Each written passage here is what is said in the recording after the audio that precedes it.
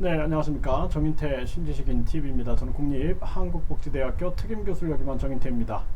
네, 김종인 기본소득 대선 핫 이슈된다 이렇게 얘기를 했고요.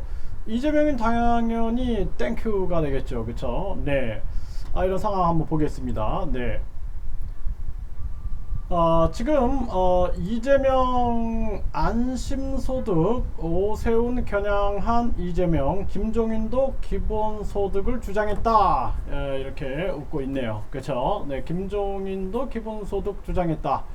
네, 김종인은 뭐라고 얘기했냐면은 김종인 이재명의 기본소득 틀림없이 대선 핫 이슈 될 것 이렇게 얘기했어요.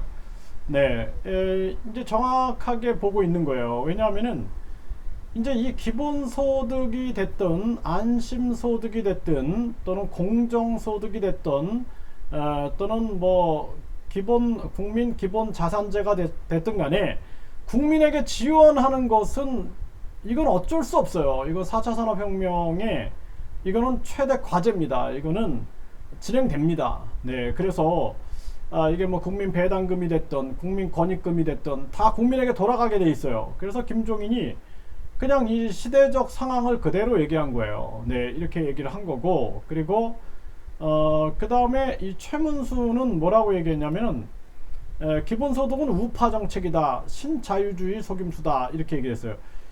이 최문순 얘기가 이 우파 정책 맞아요. 그래서 이게 우리가 자본주의가 애덤 스미스가 보이지 않는 손을 얘기했어요. 자본주의. 그런데 여기 이렇게 진행되다 보니까 너무 부익부 빈익빈이 너무 심화되다 보니까 사회주의도 등장을 했단 말이죠. 그런데 이 지금 자본주의 입장에서 이걸 약간 수정을 한 게 정부 개입론이에요. 네, 정부 개입론입니다. 그래서 우리가 그 수정 자본주의라고 얘기를 하죠. 그래서 정부 개입론, 정부가 개입한다라는 거예요. 네, 그래서 보이지 않는 손만 믿을 수 없다. 정부가 개입한다. 여기서 나온 게 지금 기본소득이라는 개념입니다. 기본소득. 그런데 이 기본소득이잖아요. 소득. 내가 소득을 갖는 거죠. 기본소득이라는 개념이 여기서 나온 거예요. 그 다음에 정부가 부패하면 어떻게 할 거냐. 그러니까 정부 실패론이 나오는 거예요. 하이에크의 정부 실패론이 나옵니다. 이게 이제 신자유주의 정책이죠. 신자유주의 정책.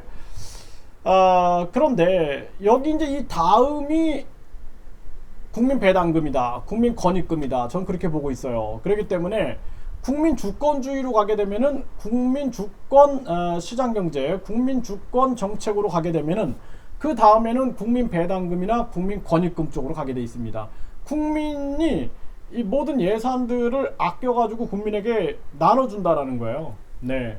그래서 제가 국민 권익금 이야기할 때는 금액을 정하지 않아요. 금액을 정하지 않고 올해 수익을 쭉 보고 나서 내년에 얼마씩 국민들에게 권익금으로 줄 수 있느냐 이렇게 보는 거예요. 그리고 우리가 공기업, 공기업 그리고 공공기관을 다 국민 권익금으로 수익금을 주고 성과급은 없습니다. 성과급은 없어요.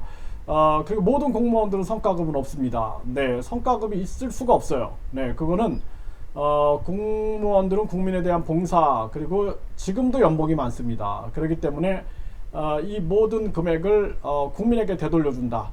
그리고 국민기업, 네, 국민기업, 국민기관으로 지정하고 우리가 예를 들어서 어떤 이 사업을 국민기업으로 우리가 국민들과 함께 지정할 것인가 라고 하여 그 수익금은 국민에게 되돌려주는 것이죠. 네, 이런 식의 이제 국민 권익금이라든지 국민 배당금이라든지 또는 안심소득, 뭐 유승민이 얘기하는 공정소득, 또 기본소득, 이런 것들이 전개가 될 수밖에 없어요. 이건 4차 산업혁명이 가지고 온 당면 과제입니다. 그렇기 때문에 최문순이 우파 정책이라고 비판한 건데 우파 정책 맞다니까요. 네, 그래서 우파 정책의 한 흐름인데 조금 더 진행되면은 여기서 지금 이제 기본소득이나 안심소득이나 공정소득이나 다 지금 수정 자본주의 쪽에 있는 거예요.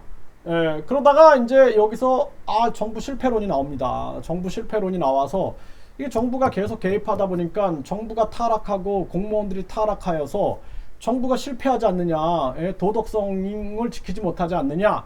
그러면서 이제 국민 주권주의가 등장을 하게 되면서 이제 국민들이 이제 국민 배당금이나 국민 권익금을 외치게 돼 있어요. 이게 흐름이에요, 흐름. 이렇게 흐름입니다. 그래서 지금 이게 우파 정책이다라고 말하는 것도 맞는 얘기예요. 그래서 지금 이 김종인은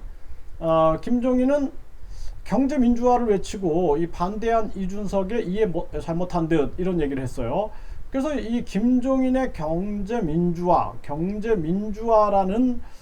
이 개념을 외치고 있는데, 이 김종인은 기본소득이라는 측면들을 이게 자신도 이제 기본소득 해야 된다라는 입장을 취하고 있었던 거예요. 그렇기 때문에 지금 안심소득이든 공정소득이든 기본 자산제든 이러한 뭐 또는 부의 소득세라든지 이런 지금 우파 쪽에서 내세우는 정책들이 결국에는 이제 우리가 경제 민주화라는 측면으로 간다, 헌법 정신으로 간다라는 거예요. 그래서 이 경제 민주화라는 측면에서 가장 중요한 것은 국민이 주인이다라는 거예요. 국민이 주인이기 때문에 국민에게 되돌려 준다라는 거예요. 이런 개념을 지금 김종인이나 또는 이재명이 조금 더 진보가 됐다 그러면 이제 우리가 수정자본주의에서 그 다음에 신자유주의로 가면서 이제 국민 주권 경제, 시장 경제로 가게 돼 있는 거예요. 네, 경제 정책이.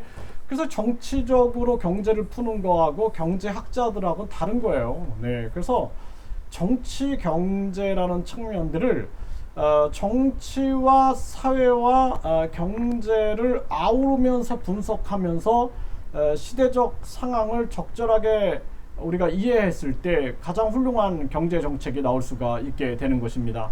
네, 그래서 저는 항상 이제 국민들 걱정을 하는데 결국에는 와요. 국민들에게 되돌려주는 게 옵니다. 그리고 이것이 명칭이 기본소득이 됐든 안심소득이 됐든 공정소득이 됐든 국민 배당금이 됐든 국민 권익금이 됐든 간에 결국에 국민에게 돌아갑니다. 그리고 국민들은 점점 해서 마지막 완성은 국민 배당금제, 국민 권익금제에서 완성이 됩니다. 그래서 여러분들이 급하게 생각할 필요 없어요. 분명히 옵니다. 분명히 오고 진행이 됩니다. 네, 그리고 안철수 후보라든지 또는 윤석열 그 전 총장도 지금 이 국민을 향한 지원금, 네, 국민을 향한 지원금, 국민의 당연한 권익금이죠. 권익금. 이 부분에 대해서 계속 연구를 하면은 여기서 아주 좋은 정책이 나올 겁니다. 그리고 어쩔 수 없어요. 시대가 그것을 말하기 때문에 어쩔 수 없이 국민에게 돌아가는 이 지원금, 권리금이죠. 네, 권익금이죠. 이 권익금 시대는 반드시 온다. 그렇게 볼 수가 있겠습니다.